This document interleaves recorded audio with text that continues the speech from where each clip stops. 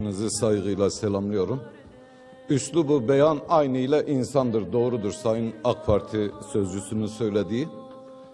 Üslubu beyan aynı ile insan, fakat burada bu mekanizmanın dürüst kullanılmadığından söz ediyor ve bu meclisin üyelerinin dürüst olmayan bir yöntemle kürsüyü kullandığını dile getiriyor. Rica etsek biraz açıklasalar.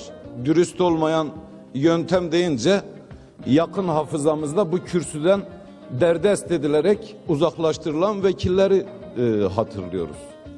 Onun dışında sayın üyeler, belki siz bilmeyebilirsiniz ama bu konuşma hakkının adına demokrasi deniyor.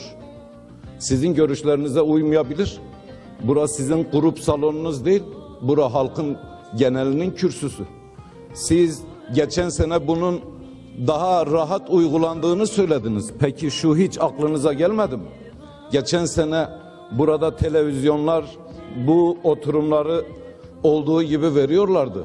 Bu sene tek ses iktidarın dışında, aman maazallah hafzanallah başka bir ses çıkmasın diye televizyonları kısıtladınız. Komisyonların yayınını engelliyorsunuz. Muhalefetin bir topyekün olarak sesini kısıtladınız. Şimdi de aklınıza bu geldi. 59. maddeyi 60'a teşmil etmek.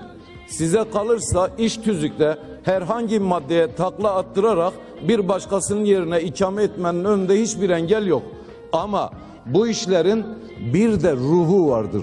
Ruhunda halkın iradesinin tecelli ettiği bir yer olarak baz alınacak olan şey demokrasidir. Demokrasinin olmazsa olmazı, bunu belki şuraya bir yazmak lazım. Siz çok sık unutuyorsunuz. Olmazsa olmazı muhalefettir. Muhalefetin olmazsa olmazı, devam ediyorum üslup için bağışlayın ama buna ihtiyacınız var. Muhalefetin olmazsa olmazı dile getirmesidir. Bu sizin hoşunuza gitmese bile buna demokrasi diyorlar. Alışamadınız, alışacak gibi de gözükmüyorsunuz. Teşekkür ederim. Ben teşekkür ederim.